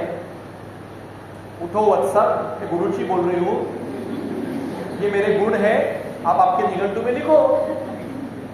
महाप्रकाश ने लिखा, हाँ गुरुजी मधुरा, तिक्ता, स्वादु। ऐसा नहीं हुआ। इन्होंने गुरुजी को 1000 लोगों को 1 महीने के लिए, 3 महीने के लिए सिर्फ गुरुजी सेवन करना है, बाकी कुछ नहीं करना। और फिर उनके सर्वे किए, उनके टेस्ट किए और फिर लिखे हैं। रसों का निश्चय कैसे किया जाता है, इसका सारा रिसर्च प्रोटोकॉल आत्रेय भद्रकाप्य अध्याय में वर्णन किया है। हम पढ़ते ही नहीं या उस दृष्टि से देखते नहीं।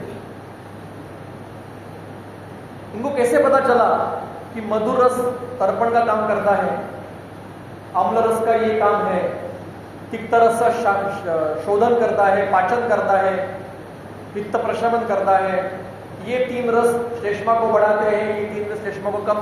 ठीक है, सपने में देखे, किसी ने आके कान में बताया उनको? ब्रह्मा ने सुनो काम करते गए। ब्रह्मा से इंद्र तक केवल एक ही चीज आई है, हेतु लिंग औषध, बस त्रिसूत्रात्मक आई है। ये संहिता का स्वरूप, अलग अलग व्याधियों की चिकित्सा, अलग अलग कल्प, अलग अलग विधियां, दिनचर्या, ऋतुचर्या, सद्वृत्त, ये इन शास्त्रों ने निर्माण की है। आयुर्वेदिक प्योर साइंसेस का और क्या रेफरेंस चाहिए आपको? ये कोई सपने में नहीं आया है शास्त्र। It is not a traditional में केवल द्रव्य आ सकते हैं, केवल यहां ये हो रहा है वो लो, ये हो रहा है वो लो, इतना पता होता है। लेकिन ये टोटल सिद्धांतों को बेस करके लिखा है। एक जगह भी शास्त्र ग्रंथकार कहीं नहीं कहते हमें पता नहीं ये कैसे होता है, नहीं लिखते, लिखते हैं वो या ऐसा ऐसा होता है। एलोपैथी कहता है हमें पता नहीं, इडियोपैथी। एलोपैथी को हमारे स्तर पर आने के लिए और 500-600 साल लगने वाले हैं, कम से कम, ज्यादा ही लगेगा, क्योंकि उनको निज व्याधियों का अभी तक अभ्यास ही नहीं, पता ही नहीं है। दोषों की खोज उनकी अभी तक नहीं हुई है। वही आके बताएंगे 200-300 साल के बाद हमारे परपोते को कि सुनो there are 3 kind of basic elements which are triggering the disease state inside your body. और हम कहेंगे हाँ हमारे यहाँ तो दोष बताए हैं। वो बिग बैंग थ्योरी हो गई, डॉक्टर अलेक्जेंडर ने वो थ्योरी रखी थी, जिनेवा में उसका काम हुआ। उन्होंने लिखा था कि 6 बेसिक कंटेंट मिलेंगे, एलिमेंट मिलेंगे सृष्टि उत्पत्ति के समय में, 6। और क्या मिला है उनको? 5 मिले। वो टोटल हमारे 5 महाभूतों का वर्णन है। वो होने के बाद हम कहेंगे अरे हमारे तो ग्रंथों में दिया है। वो जब करेंगे कहेंगे तो हम ताली बजाएंगे, वाह वाह हमने पहले से ही किया। और हमारा शास्त्र कहता ना, हादया चेतना षष्ठा धातु, 6 धातु है, चेतना दिख नहीं सकती आपको लैब में। आयुर्वेद का हर चीज आपको लैबोरेटरी में प्रूव नहीं कर सकते, उसकी मेथोडोलॉजी अलग है। Don't compare Ayurveda science with modern science. Modern science is a developing science. Ayurveda is a well developed science. 5000 साल पहले डेवलप होके बैठे हैं हम, जस्ट आपको यूज करना है। अभी मैं एक आपको उदाहरण बताता हूं ये कैसे निर्णय लेते गए हो। जो यहाँ पे चिकित्सक हैं, चिकित्सा पढ़ के बैठे हैं, उनको ये मैं क्या करूं समझ में आए। जो फर्स्ट ईयर सेकंड ईयर के हैं सुन के रखो केवल। रक्तपित्त चिकित्सा अध्ययन चिकित्सा स्थान में 4th चैप्टर,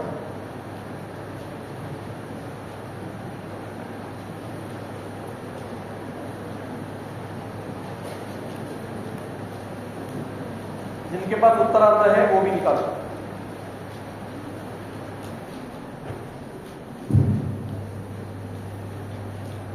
रक्तपित्त चिकित्सा अध्याय में पहले क्या कहते हैं, पहला नियम क्या है, शरीर से रक्त बाहर जा रहा है तो स्तंभन करो।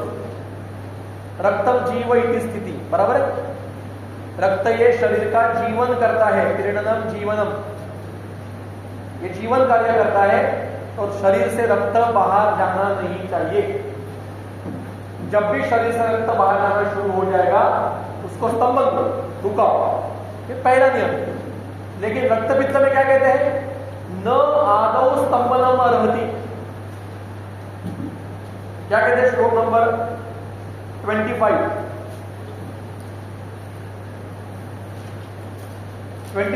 जिनके पास भी ये देख लो, वरना यहां पे दिखाएंगे या मैं पढ़ के बताता हूं। वो कहते हैं कि जो भी रक्तपित्त मतलब शरीर से रक्त बाहर जा रहा है, नाक से, मुख से, कान से, गुद मार्ग, मूत्र मार्ग, योनि मार्ग या त्वचा से रक्त बाहर जा रहा है, जो फर्स्ट ईयर के बच्चे उनके लिए बताता हूं, रक्तपित्त।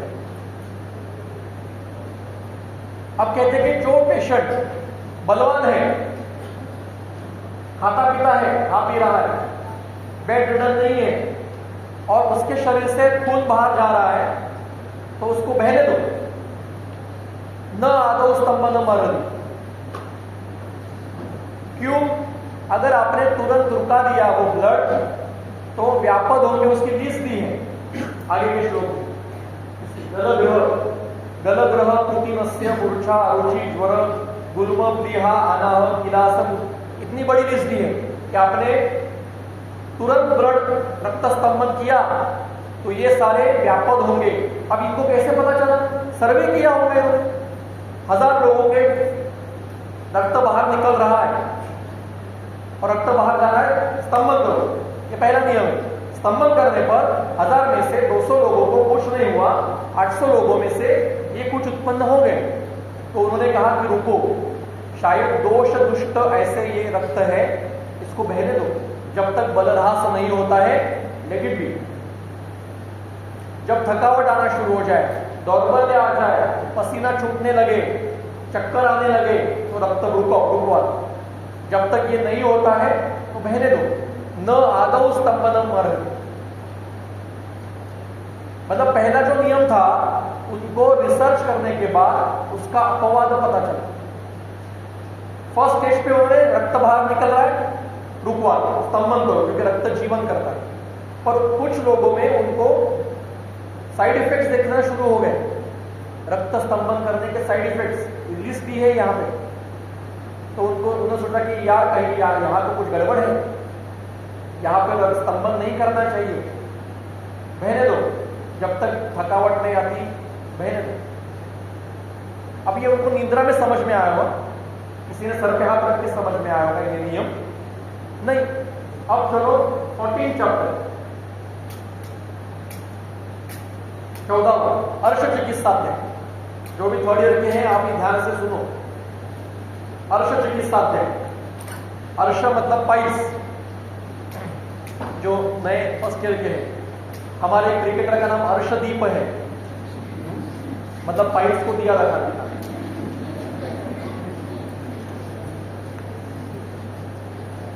पंजाबी में अर्श का अर्थ आईना है, आयुर्वेद में अर्श का अर्थ पाइल्स। विविध भाषाओं में विविध अर्थ अलग अलग होते हैं। जैसे पाक शब्द है, उर्दू में पाक मतलब पवित्र है, पवित्र करना। आयुर्वेद में पाक का अर्थ पचन करना। तो समझो मैं पाकिस्तान का अर्थ लगा रहा हूं, तो मैंने पचन करने का स्थान ऐसा किया तो गड़बड़ हो गया, वो पवित्र स्थान उर्दू के अनुसार। और धातु पाक का अर्थ धातु पवित्र करना, उर्दू का अर्थ लगा दिया, वो भी गलत हो जाए। वैसे अर्शदीप को मत बताओ। अब अर्श चिकित्सा अध्याय में श्लोक नंबर 184 चक्रपाणी होगा तो पेज नंबर 509।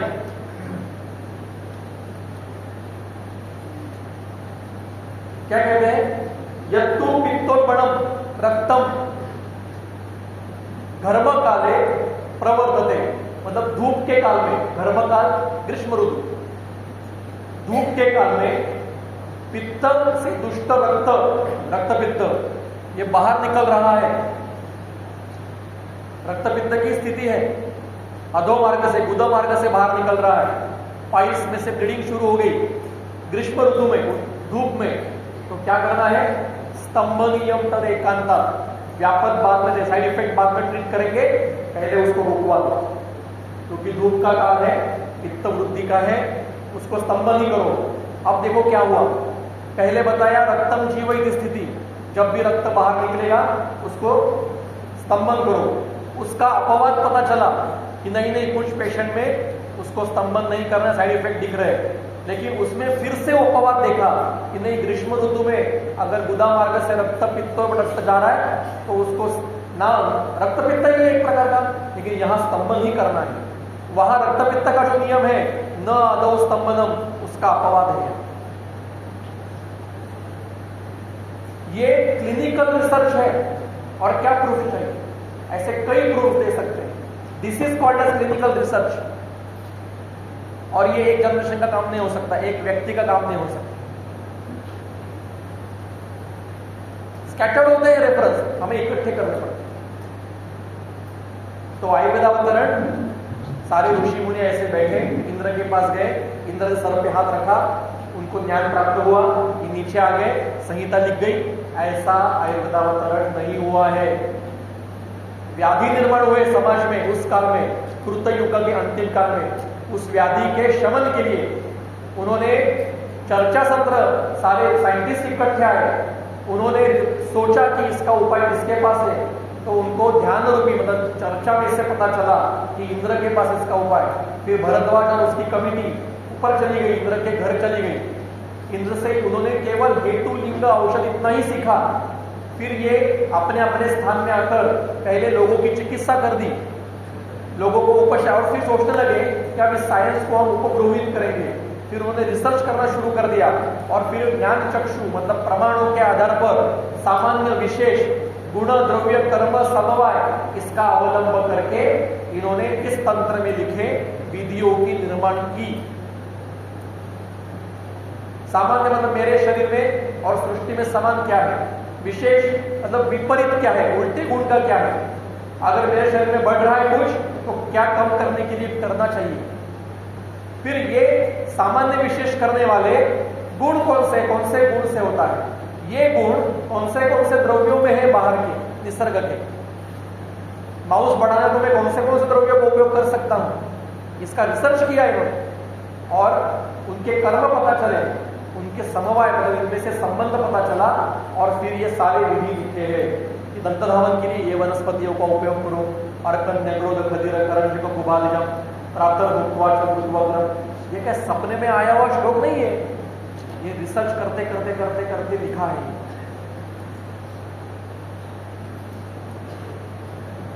और ये एक व्यक्ति का काम नहीं है, जनरेशंस का काम है, डॉक्यूमेंटेशन एक ने किया होगा। दिस इज आयुर्वेद अवतरण, और ये ऐसा पढ़ाया जाएगा तो किसी के मन में संदेह नहीं होगा ये शास्त्र है या नहीं। हमारे विद्यार्थियों के मन में होता है कि शास्त्र है, ये क्या आयुर्वेद क्या पढ़ाते हैं, कौन ब्रह्मा क्या स्मरण किया, कौन दक्ष प्रजापति कभी देखा नहीं सुना नहीं, इसने उसको दिया उसने इसको दिया, केवल त्रिसूत्र गए, बेसिक प्रिंसिपल्स गए। शास्त्र का जो डेवलपमेंट है ना, द्रव्यों का, कल्पों का, अवस्था का, ये इन साइंटिस्ट लोगों ने किया है, और 3-4 जनरेशंस ने किया होगा ये, तब जाके ये ग्रंथ लिखा गया है। महाभारत में संदर्भ है, महाभारत आदि पर्व में आत्रेय जी के गुरुकुल में अग्निवेश जी ने 400 साल अध्ययन किया है। कितना? हम 4 साल नहीं कर रहे। थोड़ा अध्याय कंठस्थ हुआ, थोड़ा कुछ पोस्ट मिल गई तो मैंने दोनों जहां पा लिया। वो देवदास में कही थी ना, माधुरी दीक्षित लास्ट सीन में देवदास को नमस्कार करके कही थी, मैंने दोनों जहां पा लिया। अब वो मद्यपी है, उस मध्यपी को नमस्कार करके उसको क्या दोनों जहां मिलने वाले पता नहीं। ऐसा नहीं हुआ। कंटिन्यू काम करते रहे, 400 साल अध्ययन किया है, तब जाके संहिता लिखी।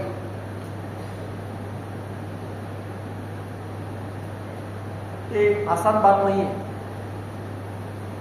अब एक इसमें संदर्भ है, वो लिखा था अष्टांग संदर्भ की वाग्भट।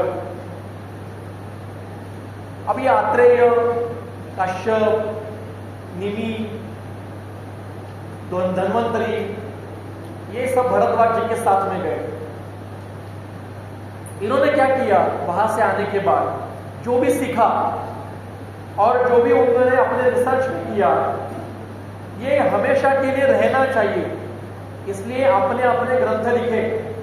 आत्रेय जी ने अपना ग्रंथ लिखा, धन्वंतरी ने अपना ग्रंथ लिखा, काश्यप ने अपना ग्रंथ लिखा, निमि ने अपना ग्रंथ लिखा, और अपने अपने गुरुकुल में वो ग्रंथ पढ़ाते थे और रिसर्च भी चलता था, चिकित्सा भी चलती थी। अष्टांग संग्रह पहला है, उसमें ब्रह्मा सूत्र के आगे का सूत्र ऐसा है, स्थित्यर्थम आयुर्वेदस्य।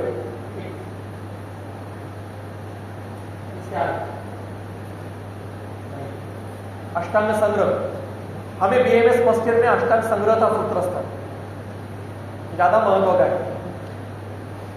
स्थित्यर्थम, जो भी ज्ञान इंद्र से मिला और जो उन्होंने रिसर्च किया, उसकी स्थिति के लिए, मेंटेन जनरेशंस को देने के लिए इन्होंने क्या किया, तंत्राणी चक्रिरे, अपने अपने तंत्र निर्माण किए। चक्रिरे करना, निर्माण करना, क्रू धातु है, उसका परोक्ष भूतकाल है। निर्माण किए, क्या किया, स्व तंत्राणी, और फिर अपने अपने शिष्यों को बताया। आत्रेय जी ने अग्निवेशादि को बताया, धन्वंतरी ने सुश्रुतादि को बताया, निमि ने शालाक्य के जो थे उस समय के उनको बताया, कश्यप ने अपने अपने शिष्यों को बताया, जीवकादि को, और अपने अपने तंत्र शाखाएं निर्माण की। आगे क्या हुआ, करादि शिष्य ग्राहयामासुता स्वम स्वम तंत्र तथा ते भी चक्रु, उन शिष्यों ने भी अपने अपने तंत्र निर्माण किए। अग्निवेश तंत्र, भेद तंत्र, जतुकर्ण तंत्र, पराशर तंत्र, निमि तंत्र, औपदेधव तंत्र, सुश्रुत तंत्र, कराल तंत्र, भास्कर तंत्र, काश्यप तंत्र निर्माण होते। लिटरेचर निर्माण होना शुरू हो गया, साइड बाय साइड रिसर्च चल रहा है, साइड बाय साइड तंत्र निर्मिति चल रही है, ग्रंथ निर्माण हो रहा है। जस्ट इमेजिन क्या काल रहा होगा वो। गुरुकुल है हर जगह पे। आज ये क्यों नहीं होता, क्योंकि गुरुकुल से कुल गुरु हो गया। गुरुकुल कुल गुरु, उल्टा हो गया, काम बंद हो गया। रिसर्च मतलब मॉडर्न है, लैब में क्या लिख सकते हैं, यही चल रहा है। आयुर्वेद का क्या है, उपब्रुवन क्या है, कुछ नहीं। इतने एमडी स्टूडेंट होते हैं पास आउट, इतने पीएचडी होते हैं, समाज में क्या फर्क हुआ है। मैं खुद बताता हूं, मेरे एमडी पीएचडी का थीसिस का समाज को क्या उपयोग है, कुछ नहीं। मैं ओपनली बोल रहा हूं, बाकी का तो अपना अपना सोच लो। मैं मेरा बताता हूं, मेरे एमडी रिसर्च से, पीएचडी रिसर्च से मेरे गांव में या मेरे घर में भी क्या बदलाव आया, कुछ नहीं। मुझे डिग्री मिली, पीएचडी, गोल्ड मेडल, वाह वाह, खत्म। लेकिन इनका ऐसा नहीं है, इन्होंने समाज में काम किया और वो काम जो किया वो अभी तक चल रहा है। तो संहिता क्यों पढ़नी है, सत्य क्या है वो। टेक्स्ट बुक मत पढ़ो इंग्लिश, वो आपको गलत ही बताएगा टेक्स्ट बुक। अब दूसरा प्रश्न मन में आता है, थोड़ा आगे चलते हैं, कि क्या आयुर्वेद एविडेंस बेस्ड साइंस है क्या।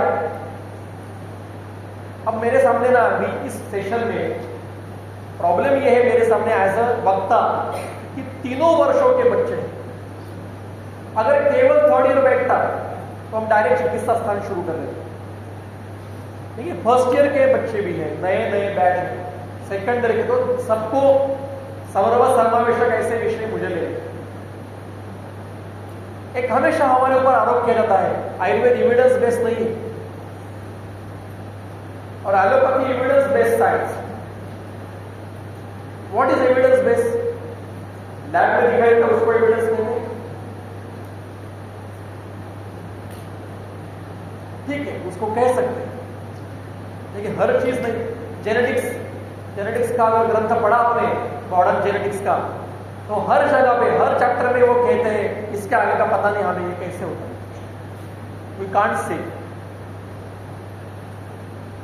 We keep mum, we don't know anything about this, ऐसा कहते हैं। जाके पढ़िए जेनेटिक्स का ग्रंथ लेके पढ़िए। कई जगह पे वो कहते हैं कि ये म्यूटेशन क्यों हो रहा है ये पता नहीं हमें, होता है वो कितना पता चला है रिसर्च में, कैसे होता है क्यों होता है पता नहीं। और मेरा जितना अल्प स्वल्प अध्ययन है उससे आपको एक और विषय बता के रखता हूं। चरक संहिता के शारीर स्थान के पहले जो 4 चैप्टर है ना वो जेनेटिक्स, ये कोई तत्व ज्ञान नहीं है, it's a genetic, pure genetics.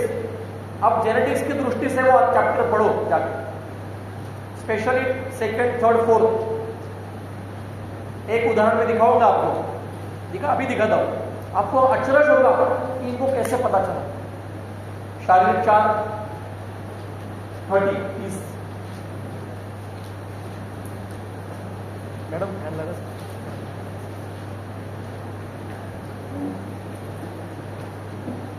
शारीरिक 4 30 जिनके पास भी शारीरिक स्थान है निकालो, उसमें से 4th चैप्टर, उसमें से 30 नंबर का श्लोक निकाला आपने। क्या कहते हैं? अब देखो उन्होंने कहां तक का विचार किया है। थोड़ा शायद फर्स्ट ईयर के बच्चों को पचन करने के लिए कठिन जाएगा ये, लेकिन सुन के रखो, कान पे होना, आपके श्रवण इंद्रिय में जाके रखो ये कि ऐसा भी वर्णन ग्रंथ में किया है। क्या कहते हैं कि जिस स्त्री को माता होना है, गर्भधारणा करनी है, उस स्त्री ने अगर पहले दोष प्रकोपक आहार सेवन कर रही है और उस स्त्री के शरीर में उसके दोष विकृत है तो क्या हो सकता है?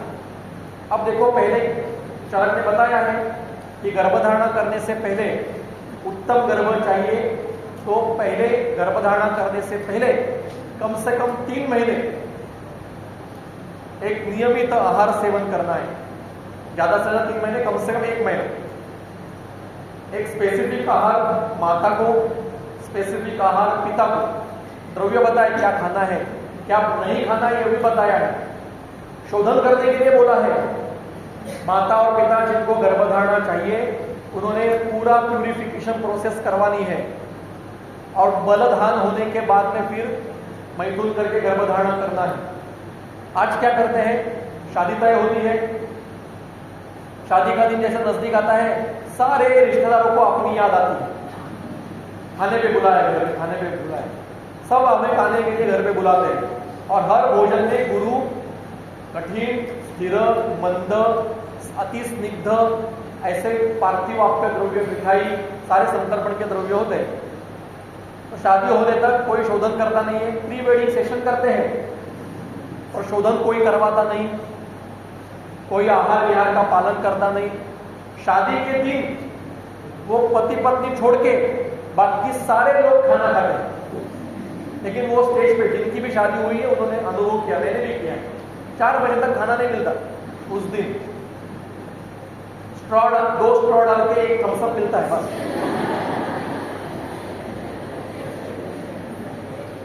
सारी दुनिया, सारे लोग जो आए सारा खाना खाते बैठे दिखते सब, और हम स्टेज पे बैठ के सबको नमस्कार करते हैं, सारे विधि चलते हैं, तो उनका वो भी हेतु होता है। अब शादी होने के बाद घर क्या है, तो सारे भगवान का दर्शन करने के लिए घुमाते हो, कुल देवी कुल देवत, 2-3 दिन गाड़ी में घुमा, सब जगह घुमा रहे धूप में, और शादी धूप में करते हैं ग्रीष्म ऋतु में। और फिर भगवान सारा दर्शन होने के बाद फिर कहते जा सिमरन जी ले आगे। और हनीमून के लिए कहा जाता है थाईलैंड, मलेशिया, सिंगापुर, बाली। वैसे बच्चे होंगे फिर यहाँ मॉरिशस, सेशल्स, आज का ट्रेड है वो। अगर ऐसे समय में गर्भधारणा हो गई, शोधन नहीं है, संतर्पण के सारे हेतु हैं, कभी लंघन है, कभी अति अत्याशन है, मानसिक स्वास्थ्य नहीं है, और ऐसे समय में गर्भधारणा हो गई तो क्या होता है? क्या कह रहे हैं वो? क्या कह रही है? शारीरिक 4:30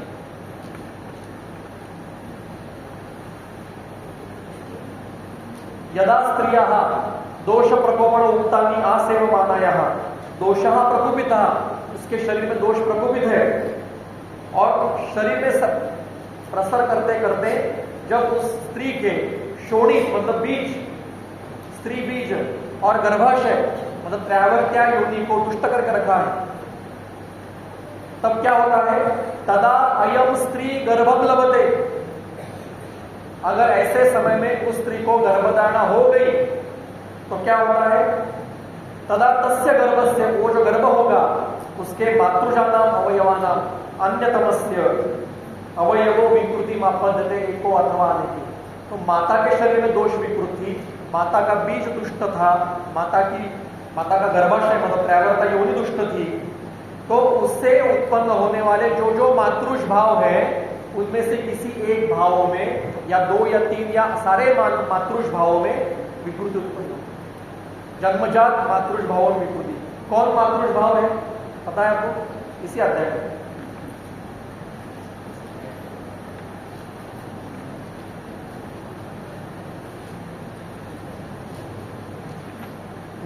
तीसरे अध्याय में, अध्याय 3 चैप्टर 3 सूत्र 6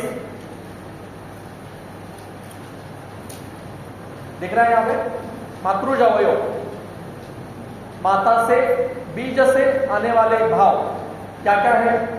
त्वचा, रक्त, मांस, मेद, नाभि, हृदय, क्लोम, यकृत, प्लीहा, वृक्क, बस्ती, पुरुषाधान, आमाशय, पक्वाशय, उत्तरबुध, अधरबुध, क्षुद्रांत्र, स्थूलांत्र, वपा वहनम च, सारे मृदु ऑर्गन जो है, हृदय भी है इसमें, फुफ्फुस भी है, आएंगे। इनमें जन्मजात विकृति उत्पन्न होती है। Congenital diseases of heart, congenital disease of kidney, congenital disease of lung, congenital disease of brain, इससे हो सकते हैं। अब यहां तक तो ठीक है कि माता ने सेवन किया, उसके गर्भ में ये विकृत हो गए। अगर फिर से हमारे शारीरिक उपचार में आते हैं, यस्य यस्य ही अवयवस्य बीजे बीज भागे वा दोषः प्रकोपम आपद्यते, दोष विकृत है बीज या बीज भाग में, तम तम अवयवम विकृति, उस अवयव में कंजेनिटल डिसीज उत्पन्न होगी।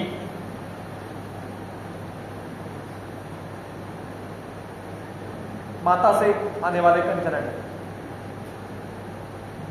आगे अब सेकंड स्टेज, यदा ही अस्याः शोणिते गर्भाशय बीज भागः प्रदोषम आपद्यन्ते। अगर उसके बीज में, माता का जो बीज है स्त्री बीज, ओवम, उसमें से उसको अपत्य जो होने वाली है वो कन्या होने वाली है, फीमेल चाइल्ड होने वाला है, फीटस फीमेल है, तो गर्भाशय, उसका जो गर्भाशय कन्या का, ये मातृज अवयव है, तो माता के शोणित में, बीज में उस कन्या का गर्भाशय निर्माण करने वाला बीज दुष्ट हो चुका है। ऐसा अगर होगा तो वंध्याम जनयति, तो होने वाली बेटी वंध्या हो, उसको अपत्य नहीं हो, इनफर्टाइल फीमेल चाइल्ड पैदा हो। यहां तक रुकी नहीं है, आगे जाए। यदा पुनः अस्या गर्भाशय बीज भाग अवयवः, मतलब गर्भाशय, उस माता का बीज, उसमें से स्त्री में, उसकी अपत्य स्त्री है, उसका गर्भाशय निर्माण करने वाला बीज भाग उसमें से कुछ पार्ट ही ये जीन्स का ही वर्णन है। सम फ्रैक्शंस तुष्ट हो चुके हैं बीज भाग के, तो क्या होगा? तो ऊती प्रजाम जनयति, मतलब वो जो कन्या होगी उसको अपत्य होंगे, लेकिन third generation will be case. दादी ने हेतु सेवन किए हैं, पोती को व्याधि होगा। हीमोफीलिया में कहते हैं ना कि male is always a case and female is always a carrier. कुछ व्याधि कंजनरल डिसीजेस थर्ड जनरेशन में, फोर्थ जनरेशन में दिखाई देते हैं, उसका ये संदर्भ है, ये सिखाते हैं हम। जिन बच्चों के मन में संदेह है कि आयुर्वेद शास्त्र है या नहीं है, उनको ये सिखाना चाहिए कि इतना विचार डेप्थ में किया है शारीर स्थान में, और शारीर स्थान डिजायर टू नो, आपकी इच्छा हो तो पढ़ो। किसकी इच्छा होगी पढ़ने? हम तो कहते थे शारीर एक चैप्टर जो है ना, वो निद्रा करना मांग रहा, नींद नहीं आ रही है, शारीर एक पढ़ना शुरू करो, नींद आ जाए। क्योंकि वो कैसे पढ़ना है पता ही नहीं, कैसे पढ़ना चाहिए नहीं सीखा। एनसीएसएम के जब पोर्शन हो रहा था तो हमारी कमेटी ने हमने लिखा था कि हम हमारे पैसों से जाते हैं, एक हमारा टीम बनाते हैं और हर कॉलेज में या एक एक रीजन पे जाके संहिता के टीचर्स का ओरिएंटेशन प्रोग्राम लेते हैं कि ये अध्याय कैसे पढ़ा। कोई नहीं तैयार, हमें कुछ नहीं चाहिए, पैसे नहीं चाहिए, कुछ नहीं चाहिए, हमें बस अनुमति दो जाने के लिए। नहीं, हमने कितने बार बोला कि जो नया पोर्शन कर रहे हो उसका पहले टीचर्स का ओरिएंटेशन करो।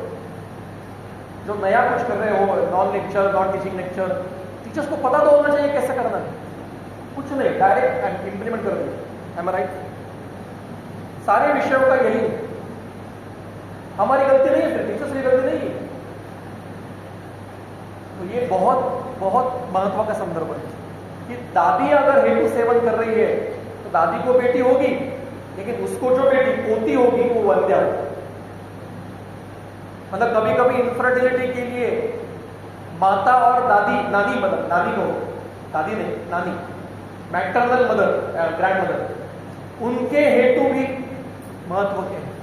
इसलिए हमारे केस टेकिंग में फैमिली हिस्ट्री लेने के लिए बोला है। कुलज इतिहास वो टाइम पास के लिए नहीं है, इसका ये रीजन है। हम कितना सीरियसली लेते हैं कुलज इतिहास, पूछो आपने अपने मन से। यहां पे भी खत्म नहीं हुआ है, एक स्टेज और है। वो कहते हैं यदा तु अस्याः शोणिते गर्भाशय बीज भाग अवयवः स्त्रीकरणं बीज भागानां एक देशः, मतलब माता का बीज, उसमें से गर्भाशय उत्पन्न करने वाला बीज भाग, उसका एक अवयव, और उसमें भी उस स्त्री में स्त्रीकरत्व निर्माण करने वाले जो भाव है वो उस माता के बीज से जो निर्माण होंगे वो दुष्ट होंगे। तो शरीर स्त्री का और वो स्त्री नहीं।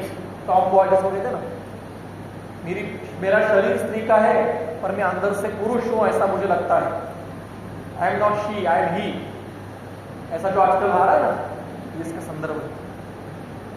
तो स्त्रियम स्त्याकृति और अस्त्रियम, ऐसी वार्ता नाम की षंढ उत्पन्न हुई। इसके लिए कारण क्या है? माता ने गर्भधारणा होने से पहले दोष प्रकोप हेतु सेवन किया। अगर इनफर्टिलिटी में काम करना है आपको, तो ये सूत्र आपको केवल एक इस सूत्र पे आप आजीवन काम कर सकते हैं। जिसको भी गर्भधारणा करनी है उसको कहो कम से कम 1 से 3 महीना आहार का पालन करो, सारे शोधन करवा लो, सारे नियम फॉलो करो, फिर बलधान करके गर्भधारणा करो। आपके अपत्यों को कंजेनिटल डिसीजेस नहीं होंगे। अगर हो गए तो उसका हेतु दैव हो सकता है, वो अलग विषय। और इसलिए वाजीकरण का उद्देश्य क्या है कोई बताएगा? अपत्य संतान करा, मतलब ऐसा अपत्य निर्माण करो जिसको आगे अपत्य हो। षंड अपत्य नहीं जन्मा वाजीकरण से करना है। वाजीकरण मतलब ओनली सेक्स टॉनिक, दिमाग से निकाल दो।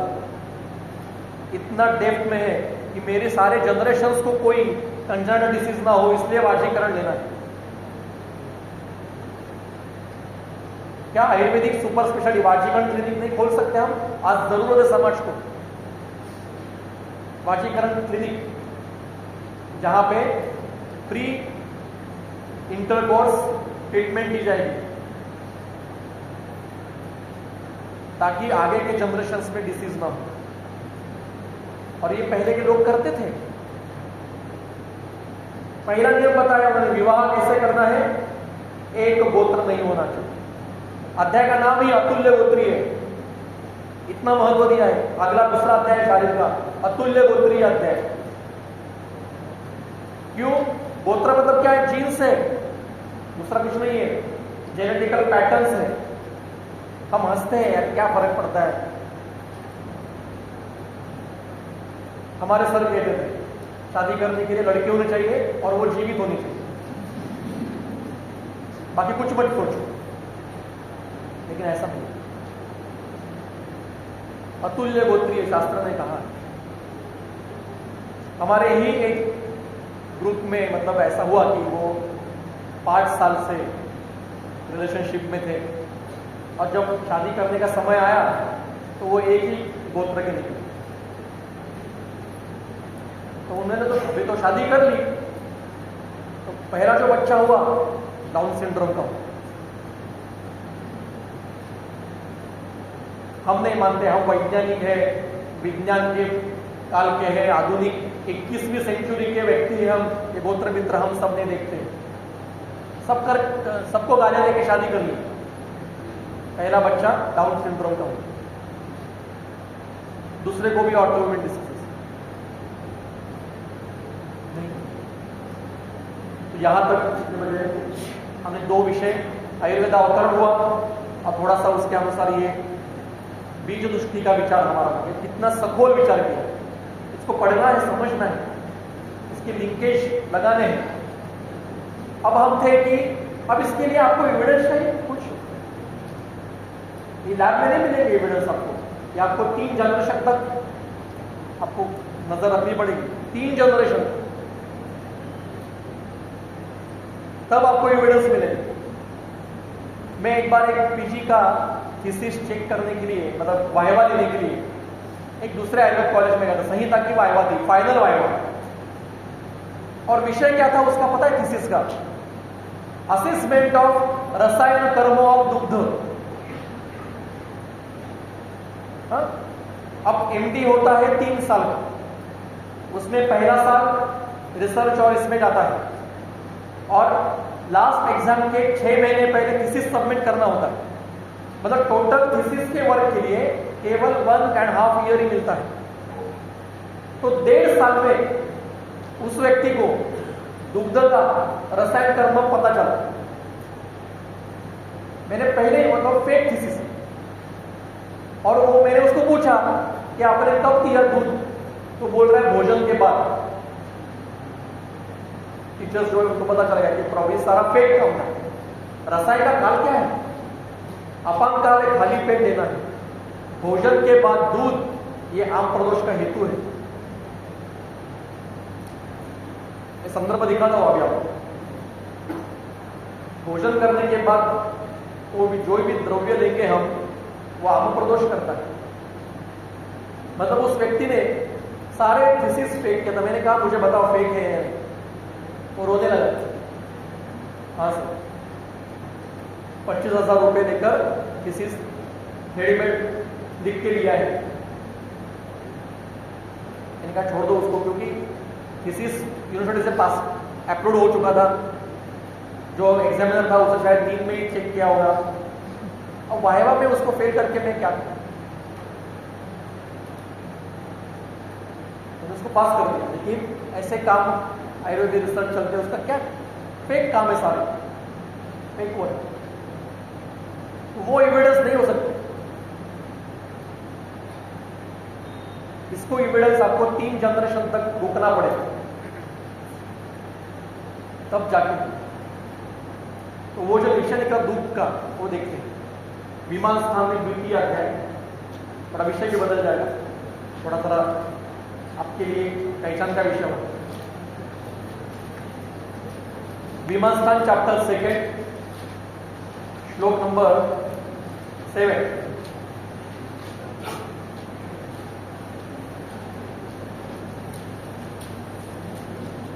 हम कहते हैं ना कि कई लोगों को आदत होती है कि खाना खा लेते हैं पूरा और फिर ऊपर से पानी पीते।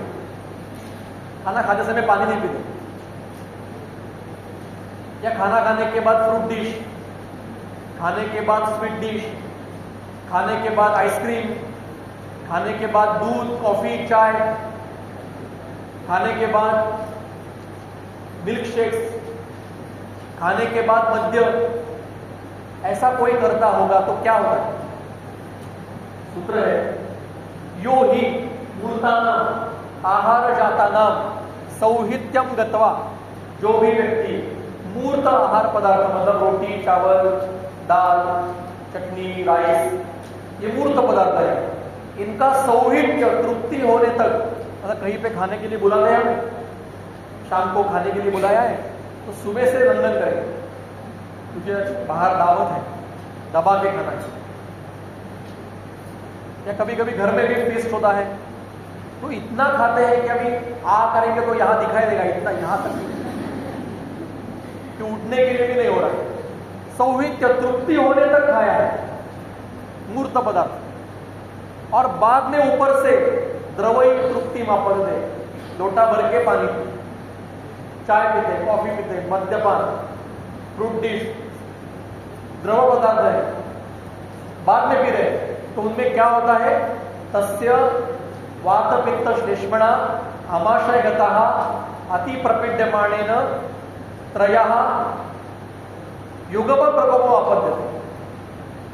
तीनों दोष एक साथ प्रकोपित होते हैं।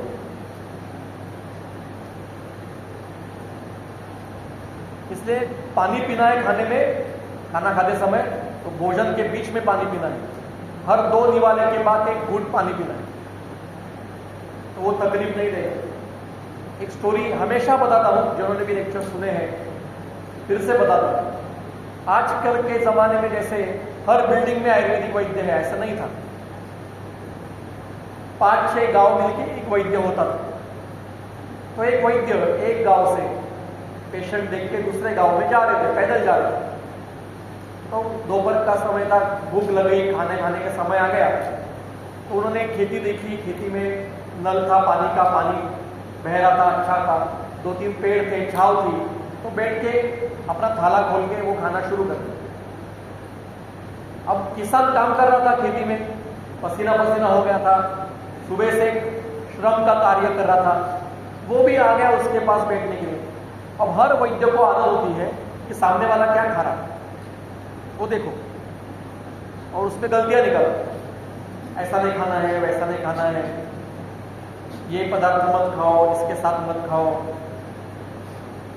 ये हमें आदत होती है। तो वैद्य भी देखने लगा कि किसान कैसे खा रहा है। किसान ने क्या किया, 7 रोटियां बड़ी बड़ी सब्जी के साथ खा ली और फिर ऊपर से पानी पीना शुरू कर। तो वैद्य बोले, अरे अरे आपने गलती कर दी। वो बोला, क्या हुआ? यो ही मूर्तानाम आहार जातानाम सौवित्यम गत्वा।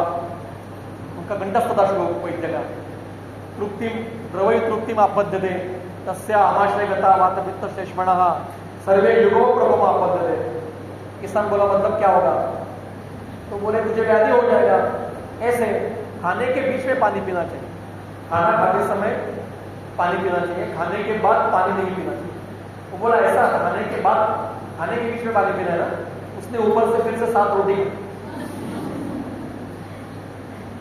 मतलब ये जो छोटे छोटे हेतु बताए हैं ना, ये हमारे जैसे लोगों के लिए बताए जो सेडेंटरी लाइफस्टाइल में जी रहे हैं, जो धूप में काम कर रहा है, किसान है, खेती में काम कर रहा है, पसीना रोज निकल रहा है, कुली है, हेवी वेट्स को उठा रहा है, या जिम में काम कर रहा है, जिम में व्यायाम कर रहा है,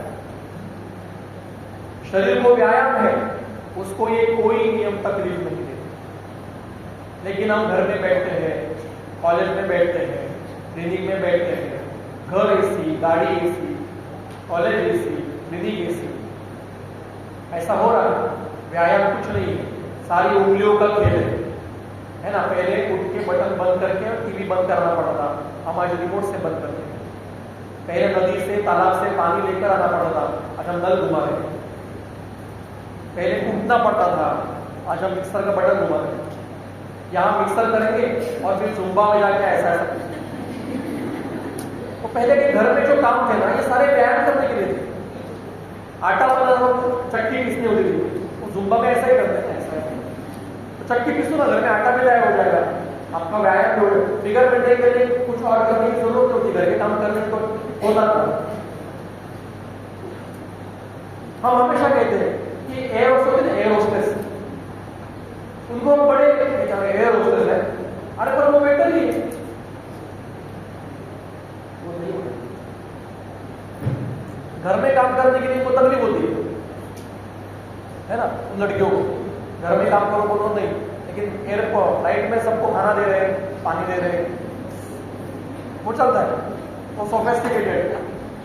घर के लोगों को पूछेंगे नहीं। तो ये लाइफस्टाइल जो है ना, वो प्रॉब्लम है। ग्रुप बीच में गैप चाहिए आपको अभी? ठीक है, 5 मिनट गैप लीजिए, फिर नया विषय लेकर आएंगे।